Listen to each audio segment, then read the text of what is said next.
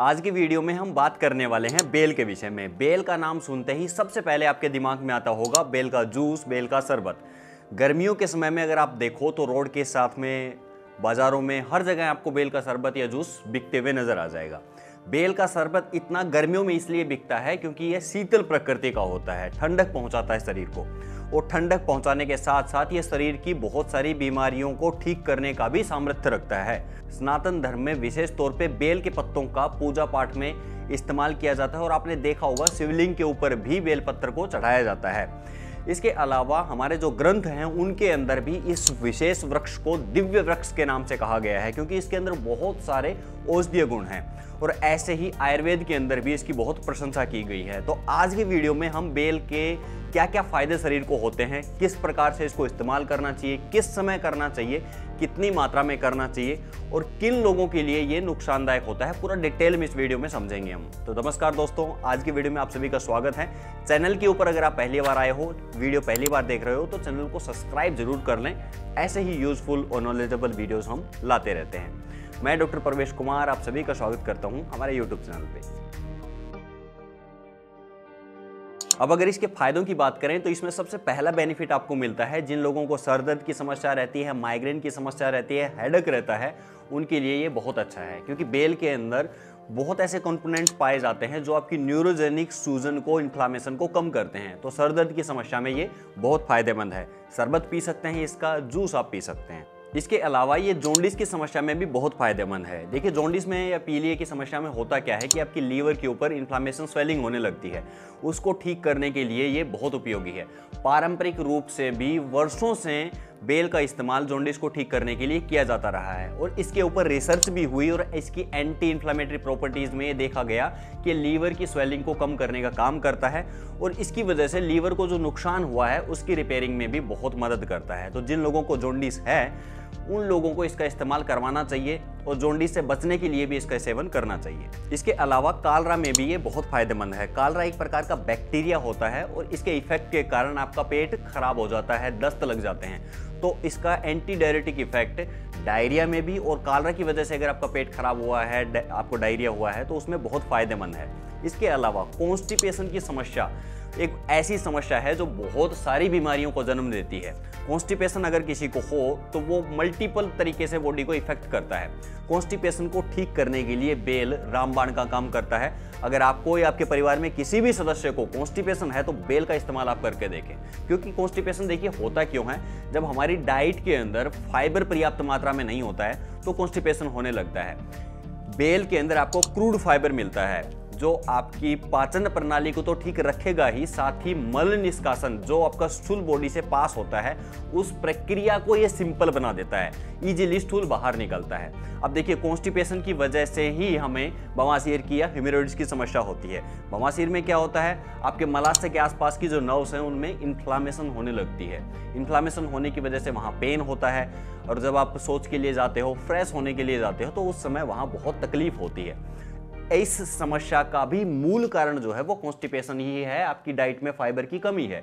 तो बवासीर की समस्या के लिए भी आप बेल का शरबत, बेल का जूस जरूर इस्तेमाल करें क्योंकि इसके अंदर प्रचुरता से आपको फाइबर मिलता है। साथ ही साथ ये आपकी पाचन प्रणाली के लिए बहुत अच्छा है। जिन लोगों को शरीर के अंदर हीट बढ़ी रहती है, पेट के अंदर गर्मी महसूस होती है कॉन्स्टिपेशन की वजह से, तो उसके अंदर भी इसका इस्तेमाल करना चाहिए क्योंकि ये पेट को शीतलता प्रदान करता है, आपकी पूरी जो डाइजेशन प्रणाली है उसको स्मूथ बनाता है। इसके अलावा दोस्तों आंखों की समस्या में भी ये बहुत फायदेमंद है क्योंकि आंखों के लिए जरूरी होता है विटामिन ए, और इसके अंदर विटामिन ए प्रचुरता के साथ पाया जाता है। तो आंखों से जुड़ी हुई अगर आपको कोई समस्या है तो आप जरूर इसका इस्तेमाल करें, और नॉर्मली भी अगर आप इस्तेमाल करोगे तो शरीर को विटामिन ए मिलता रहेगा, आंखें स्वस्थ रहेंगी। इसके अलावा अगर आपकी बॉडी में खून की कमी है, एनीमिया की समस्या है, तो उसके लिए भी बेल बहुत फायदेमंद है। देखिए बॉडी के अंदर जब खून की कमी होती है या एनीमिया में, हमारी बॉडी के अंदर आयरन की कमी होने लगती है बेसिकली।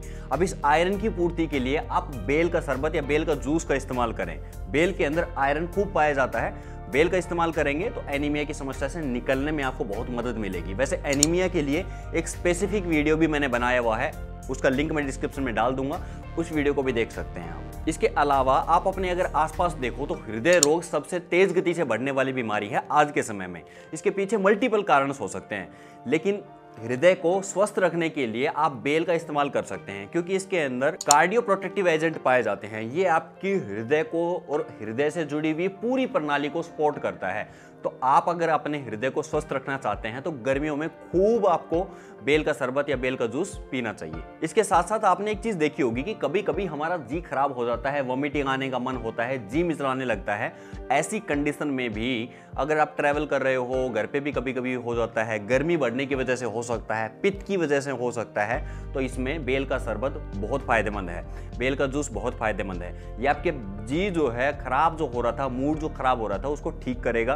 क्योंकि ये सारे जो जी खराब होना, वॉमिटिंग आने की समस्या होना, ये पेट से होता है, और पेट को संतुलित करने के लिए बेल से बेहतरीन चीज कोई दूसरी नहीं है। तो आप ऐसी समस्या में भी इसका इस्तेमाल कर सकते हैं। इसके अलावा दोस्तों गैस्ट्रिक अल्सर की समस्या में भी बेल बहुत फायदेमंद है, क्योंकि देखिए गैस्ट्रिक अल्सर को ठीक करने के लिए एंटीऑक्सीडेंट युक्त डाइट होना बहुत जरूरी है, और बेल के अंदर एंटीऑक्सीडेंट्स प्रचुरता के साथ पाए जाते हैं। अगर आपको समस्या है गैस्ट्रिक अल्सर की, तो बेल को तो आप अपनी रेगुलर लाइफ में सम्मिलित कर लें। डेली 1 गिलास आप जूस आप इसका ले सकते हैं, बहुत फायदा आपको पहुंचेगा, और ये आपके पूरे जो डिस्कम्फर्ट आपको पेट में फील होता है उसके लिए भी बहुत अच्छा है। इसके अलावा दोस्तों ये ट्यूबरकुलोसिस, टीबी की समस्या में भी बहुत फायदेमंद है। ट्यूबरकुलोसिस का जो वायरस होता है, बैक्टीरिया जो होता है, उसकी वजह से जो शरीर के ऊपर इफेक्ट पड़ गया है, शरीर के ऊपर जो प्रभाव आ गए हैं, उनको भी ये कम करने में और टीबी को ठीक करने में बहुत फायदेमंद है, और इसके ऊपर प्रॉपर रिसर्च हो चुकी है, ये बात अन्यथा नहीं है। साथ ही दोस्तों आज के समय में अगर आप देखो तो बाल झड़ने की समस्या एक आम समस्या हो रही है। बच्चों में भी बाल झड़ रहे हैं, बड़ों के भी बाल झड़ रहे हैं,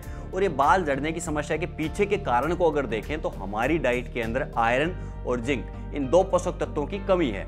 आयरन जिंक की कमी की वजह से बाल झड़ते हैं, और इसकी पूर्ति के लिए आपको बेल खाना चाहिए, बेल का शरबत का इस्तेमाल, जूस का इस्तेमाल करना चाहिए, क्योंकि बेल के अंदर आयरन और जिंक बहुत प्रचुरता से पाए जाते हैं। कुछ समय के इस्तेमाल से ही आप अपने शरीर के अंदर इसका रिजल्ट देखेंगे, बाल झड़ने कम हो जाएंगे। इसके अलावा बालों से जुड़ी हुई ही दूसरी समस्या है कि बालों के अंदर रूसी हो जाना, उसको भी ठीक करने के लिए बहुत फायदेमंद है, क्योंकि बालों की रूसी को ठीक करने के लिए हमें जिंक की आवश्यकता पड़ती है, और मैंने जैसे आपको पहले बताया इसके अंदर जिंक पर्याप्त मात्रा में है। तो आप इसका सेवन अगर करते हैं तो बालों की रूसी भी खत्म हो जाएगी। इसके अलावा शरीर के अंदर अगर कहीं इन्फ्लामेशन हुई है, वो चोट लगने की वजह से हो सकती है, या शरीर की आंतरिक इन्फ्लामेशन हो सकती है, जैसे IBS IBD की जो समस्याएं होती हैं, ये इन्फ्लामेटिव प्रॉब्लम्स हैं। ऐसे ही शरीर के बाहर अगर कहीं चोट लग जाए तो वहां इन्फ्लामेशन होने लगती है, तो ये शरीर की बाहरी इन्फ्लामेशन हो गई। इन्फ्लामेशन को ठीक करने के लिए आप बेल का इस्तेमाल करें। बेल बहुत फायदेमंद है, क्योंकि इसके अंदर एंटी इन्फ्लामेटरी गुण पाए जाते हैं जो शरीर की इन्फ्लामेशन को कम करते हैं। इसके अलावा दोस्तों विटिलिगो की समस्या, ये क्या होती है कि स्किन से जुड़ी हुई एक समस्या है। जब आपके स्किन का कोई स्पेसिफिक एरिया अपना कलर खोने लगता है, डिफरेंट होने लगता है कलर, तो इसको विटिलिगो की समस्या बोला जाता है। इस समस्या में भी बेल का अगर इस्तेमाल किया जाए तो इसको ठीक करने में और इसके उभरने में आपको बहुत मदद मिलेगी। इसके अलावा दोस्तों स्किन के ऊपर अगर कहीं पे इन्फेक्शन हुआ है तो उस स्पेसिफिक एरिया के ऊपर बेल का रस आप लगा सकते हैं।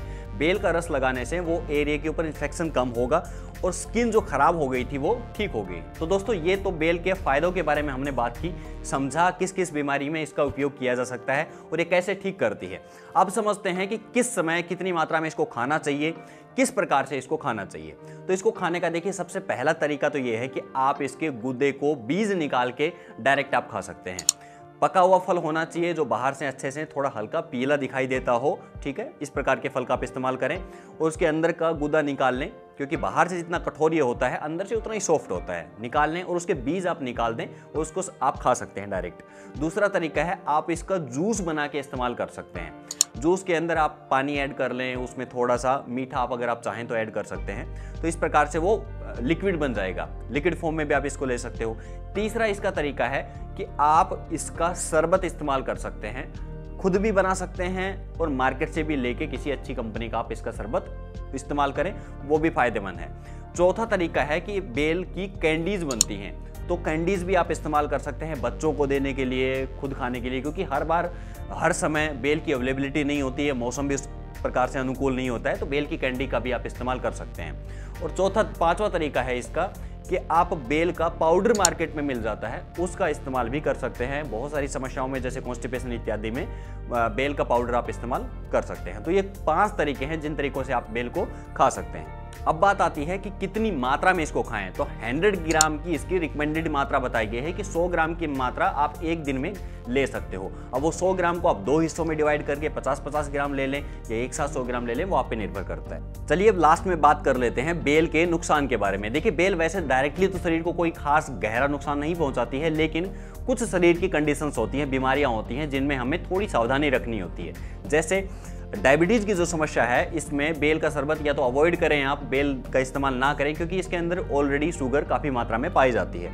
तो टाइप 2 डायबिटीज़ के जो पेशेंट्स हैं उनको इससे प्रॉब्लम हो सकती है। इसके अलावा किडनी के जो पेशेंट होते हैं उनको भी बेल शरबत पीने से बचना चाहिए, क्योंकि इसके अंदर फॉस्फोरस प्रचुरता से पाया जाता है और किडनी पेशेंट्स को फॉस्फोरस की डाइट से थोड़ा अवॉइड किया जाता है। दूसरा, इसमें कैल्शियम प्रचुरता से है, तो ये आपकी हड्डियों के लिए तो अच्छा है, लेकिन ये कभी कभी ज़्यादा मात्रा में सेवन करने पे किडनी के अंदर स्टोन को बढ़ा सकता है। इसलिए जिन लोगों को किडनी स्टोन की समस्या पहले से है, किडनी पहले से प्रभावित है, तो वो कुछ दिनों के लिए इसको अवॉइड कर सकते हैं। और लास्ट में देखिए, किसी भी चीज़ को संतुलित मात्रा में खाया जाता है तो वो शरीर के लिए फायदेमंद होती है। अगर आप उसको बहुत अधिक और अति करके खाएंगे तो वो शरीर के लिए नुकसानदायक होगी। तो हमेशा कोई भी औषधि के ऊपर हम वीडियो बनाते हैं तो उसको देख के कुछ लोग बहुत अति कर देते हैं। संतुलित और एक सही मात्रा में किसी भी चीज़ को ग्रहण करेंगे तो वो आपके लिए उपयोगी होगी। तो दोस्तों, आज की वीडियो में यही था। वीडियो कैसा लगा बेल के ऊपर, इसके बारे में ज़रूर लिखें। आप इसका इस्तेमाल करते हैं या नहीं करते हैं ज़रूर बताएं, और करने के बाद में आप अपने अंदर से क्या अनुभव करते हैं ज़रूर से लिखें। साथ ही नेक्स्ट वीडियो किस विषय में आप देखना चाहेंगे नीचे कमेंट बॉक्स में ज़रूर लिखिएगा। वीडियो इन्फॉर्मेटिव लगा हो तो चैनल को सब्सक्राइब कर लें। Always stay healthy, be happy. जय हिंद।